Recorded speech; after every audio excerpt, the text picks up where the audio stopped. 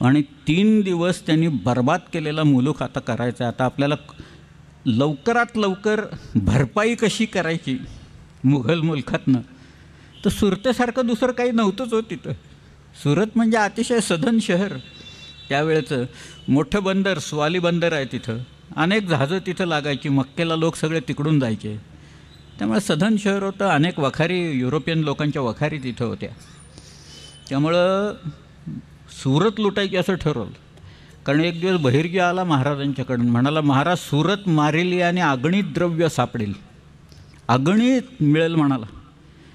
त्यांनी असं सांगितल्यावर महाराज एकदम खुश.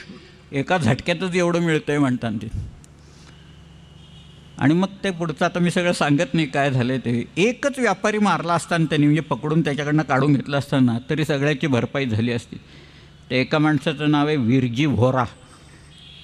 त्याच्या एकाकडं 20 पिपं सोनं होतं एका माणसाकडं. हिरे विरे तर वगैरे जाऊच देत, अजून चालू आहे हिऱ्याचा व्यापार सुरतेला मोठ्या प्रमाणात चाललेला आहे सगळा. परंतु त्या बहिर्जीनं सगळा ब्लूप्रिंट आणून ठेवला होता महाराज. कुठं कुठं हात मारला. काय लुटलं असेल पहिल्यांदा जकात घर लुटलं असं लिहिलं आहे तिथं. त्यांनी कॅश असते ना जकातीची, तिथं ताबडतोब कॅश हातात मिळाली.